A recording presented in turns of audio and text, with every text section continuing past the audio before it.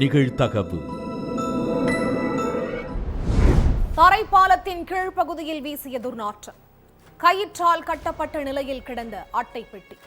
அட்டை பெட்டிக்குள் இரத்த காயங்களுடன் இருந்த ஆண் சடலம். அடுத்தடுத்து விசாரணையில் வெளிவந்த அதிர்ச்சி தகவல்கள்.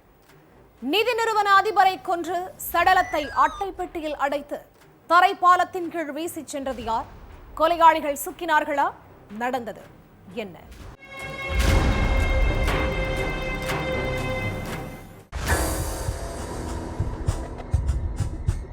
திண்டுக்கல் பழனி பைபாஸ் ரோட்ல ராமையம்பட்டி தரைப்பாலத்து பக்கத்துல இருந்து கடும் துர்நாற்றம் வீசியிருக்கு. அந்த சைடு வழியா போன பாதசாரிகளும் வாகன ஓட்டிகளும் இது சம்பந்தமா போலீஸ் ஸ்டேஷனுக்கு தகவல் கொடுத்திருக்காங்க. சம்பவ இடத்துக்கு வந்த போலீஸ் சாலை ஓரத்துல கிடந்த அட்டை பெட்டியில இருந்துதான் துர்நாற்றம் வருதுங்கிறத கண்டுபிடிச்சாங்க. அடுத்து கயிற்றால கட்டப்பட்டிருந்த அந்த அட்டை பெட்டியை திறந்து பார்த்தப்போ உள்ள கை கால்கள் கட்டப்பட்ட நிலையில ஆண் சடலம் இருந்தது தெரிய வந்திருக்கு. சடலத்தை மீட்டு திண்டுக்கல் கவர்மெண்ட் மெடிக்கல் காலேஜ் ஹாஸ்பிட்டலுக்கு அனுப்பி வச்ச போலீஸ் இறந்து கிடந்தது யாரு, அவரை கொலை பண்ணது யாருங்கிறத கண்டுபிடிக்க விசாரணையில இறங்கினாங்க. அட்டைப்பெட்டி கிடந்த பகுதியில் உள்ள சிசிடிவி கேமராக்களை ஆய்வு செஞ்சு பார்த்தப்போ டாடா ஏஸ் வாகனத்துல வந்த ஒருத்தர் வாகனத்துல இருந்து அட்டைப்பெட்டியை எடுத்து தரைப்பாலத்துக்கு சைடுல வீசிட்டு போன காட்சிகள் பதிவாகி இருந்திருக்கு. அதுக்கப்புறம் அந்த டாடா ஏஸ் வாகனத்தோட நம்பரை வச்சு அதோட ஓனரை கண்டுபிடிச்சாங்க. அடுத்து திண்டுக்கல் என்எஸ் நகர் பகுதியில் உள்ள ஓனரை பிடிச்சு விசாரிச்சப்போ அட்டைப்பெட்டியில சடலம் இருந்த விஷயமெல்லாம் எனக்கு தெரியாது, பக்கத்து தெருவில் உள்ள ஒருத்தர் தான் வண்டியை வாடகைக்கு கேட்டிருந்தாரு, நான் வண்டியை மட்டும்தான் ஓட்டிட்டு போனேன், மற்றபடி எனக்கும் இதுக்கும் எந்த சம்பந்தமும் இல்லைன்னு சொல்லியிருக்காரு. டாடா ஏஸ் ஓனர் சொன்ன தகவலை வச்சு என்எஸ் நகரை சேர்ந்த 54 வயதான கண்ணன்கிறவரை பிடிச்சு போலீஸ் விசாரிச்சாங்க. அதுலதான் போலீஸோட எல்லா கேள்விகளுக்கும் பதில் கிடைச்சிருக்கு. திண்டுக்கல் வஉசி நகரை சேர்ந்த குபேந்திரன் அந்த ஏரியாவில் பினான்ஸ் கம்பெனி வச்சு நடத்திட்டு இருந்திருக்கார்.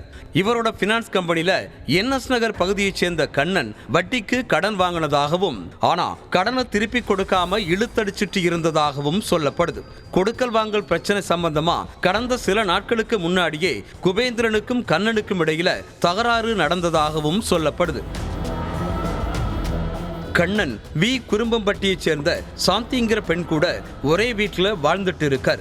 கண்ணன் பணத்தை இப்ப கொடுத்துருவாரு அப்ப கொடுத்துருவாருன்னு காத்துட்டு இருந்த குபேந்திரன் ஒரு கட்டத்துல கடுப்பாகி கொடுத்த பணத்தை திருப்பி கேட்டு கண்ணன் வீட்டுக்கு போயிருக்கார். அப்போ வீட்டில இருந்த கண்ணனுக்கும் குபேந்திரனுக்கும் இடையில வாக்குவாதம் ஏற்பட்டிருக்கு. அந்த நேரத்துல கண்ணனோட உறவுக்கார பெண்ணான அவினாசி மடத்துப்பாளையம் பகுதியைச் சேர்ந்த 26 வயதான பிரியாவும் வீட்டில இருந்திருக்காங்க. வாக்குவாதம் முற்றுனதுல கண்ணன், சாந்தி, பிரியா 3 பேரும் சேர்ந்து குபேந்திரனை தாக்கி அவரை பிடிச்சு கீழே தள்ளி விட்டிருக்காங்க. கீழே விழுந்ததும் உடம்புல எக்குத்தப்பா அடிபட்டு குபேந்திரன் சம்பவ இடத்திலேயே உயிரிழந்துட்டார். குபேந்திரன் உயிரிழந்தது தெரிஞ்சு அதிர்ச்சியான 3 பேரும் சடலத்தை மறைக்கிறத பத்தி யோசிச்சிருக்காங்க. அதுக்கப்புறம் குபேந்திரனோட கை கால்களை இறுக்கமா கட்டி வீட்டுல இருந்த அட்டை பெட்டிக்குள்ள அடைச்சு வச்சு அந்த அட்டை பெட்டியையும் கயிற்றால கட்டியிருக்காங்க. அடுத்து பக்கத்து தெருவுல இருந்து டாடா ஏஸ் வாகனத்தை வாடகைக்கு பிடிச்சிட்டு வந்து அதுல அட்டைப்பெட்டியை வச்சு ராமையம்பட்டி தரைப்பாலம் பக்கத்துல போய் வீசி இருக்காங்க. விசாரணைக்கு அப்புறம் கண்ணன், சாந்தி, பிரியா ஆகிய 3 பேரையும் அரெஸ்ட் பண்ண போலீஸ் சடலத்தை மறைக்க பயன்படுத்தப்பட்ட வாகனத்தையும் பறிமுதல் செஞ்சு தொடர்ந்து விசாரணை நடத்திட்டு இருக்காங்க.